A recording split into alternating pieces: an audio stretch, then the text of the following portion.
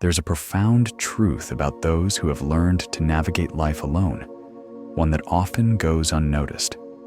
They are not fragile, they are not broken, and they are far from being incapable of connection.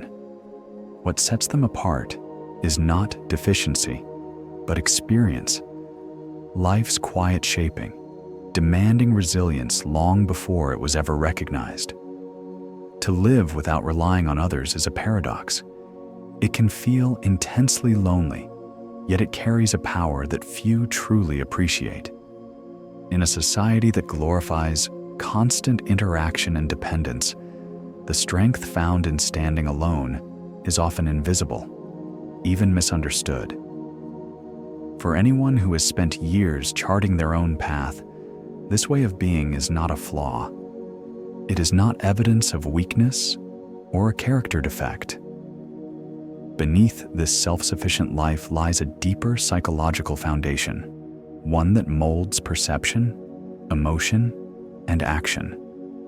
These roots, hidden from view, quietly structure how someone engages with the world, shaping a resilience that is subtle but unshakable. Often, the journey toward true self-reliance begins in the earliest chapters of life. Childhood, with its unpredictability, can plant the seeds of independence long before adulthood arrives. Losing stability, enduring emotional absence, or facing unmet needs teaches a harsh reality. Sometimes, no one will come to your aid. And as these lessons accumulate, the mind adapts, not from bitterness, but from necessity. The result is a person who learns to make decisions without guidance, to solve problems without instruction, and to trust their own judgment when no safety net exists. Over time, this reliance on self becomes more than habit. It becomes identity. It manifests as a quiet confidence, unspoken yet unwavering. Those who have endured hardship without support gain a clarity others rarely encounter, a deep understanding that life rarely pauses for suffering, and that true survival often demands the courage to keep moving forward, even when no one walks beside you. Emotional resilience, too, is built in silence. When there's no one to soften the blow of life's disappointments, you learn to absorb the impact yourself. People who survive alone become fluent in managing their inner storms. They learn how to sit with fear without collapsing under it, how to endure anxiety without external reassurance, and how to continue functioning even when everything inside them feels heavy. This often makes them appear calm, reserved, or emotionally distant. But that perception misses the truth. They don't feel less, they feel deeply. They've simply learned how to carry their emotions without letting them spill outward. Life taught them early on that falling apart doesn't stop the world from moving, so they adapted by becoming emotionally strong in quiet ways. Trust, for these individuals, becomes something intentional rather than automatic.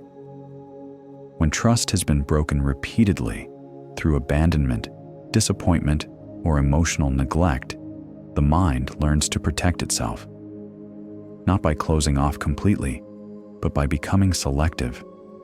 These people don't rush to open up. They observe, they listen, they take their time. They understand that access to their inner world is valuable, and not everyone has earned it. This isn't a lack of desire for connection, it's a deep respect for emotional safety. And when they do choose to trust, it isn't shallow or impulsive. It's deliberate, it's meaningful, it's real. Their connections may be few, but they are rarely empty.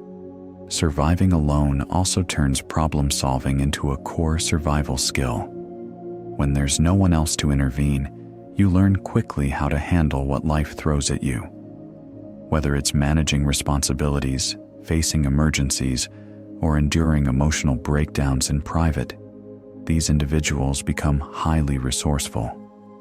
They don't panic easily, because panic was never an option when no help was coming. problems become challenges to face, not situations to escape. Over time, this builds a form of confidence that doesn't need to announce itself, a steady inner voice that says, "I've faced worse before. I'll face this too." This mindset doesn't stay confined to survival. It carries into work, personal growth, and relationships. They don't rely on chance. They rely on themselves. And then there is solitude, the teacher most people avoid. Spending long stretches alone forces self-awareness. There is nowhere to hide from your thoughts, your patterns, your fears, or your truths. This can be uncomfortable, even painful, but it is also transformative. People who survive alone tend to know themselves deeply. They understand their limits and their strengths. They recognize their triggers and their values. They've had the time and space to reflect, to question, and to listen inwardly rather than drown themselves in constant distraction. This self-knowledge brings clarity. They become intentional about their lives, careful about who they let close, and selective about where they invest their energy. They choose peace over chaos, depth over noise, meaning over approval. Solitude teaches them that being alone is not the same as being empty, and that freedom often begins where dependency ends. The psychology of people who survive alone is layered and complex. They are not broken, antisocial, or incapable of intimacy. They are resilient, reflective, and deeply resourceful. Life has shaped them through challenge, not comfort, and in doing so, has given them the ability to face uncertainty with composure and courage. So if you recognize yourself in this path, or if you know someone who walks it, understand this truth. Surviving alone is not a weakness. It is evidence of endurance, of inner strength, of the remarkable ability to trust yourself when the ground feels unsteady. Because in the end, learning to survive alone teaches one of life's most profound lessons. Sometimes, the most reliable source of strength you will ever have is the person looking back at you in the mirror. If this exploration has stirred something within you, share your thoughts in the comments or simply your presence. Thank you for walking this path with us today. If this journey has stirred something within you, reflection, awareness, even clarity, know that you are not alone. Until next time, take care of your energy and honor your intuition.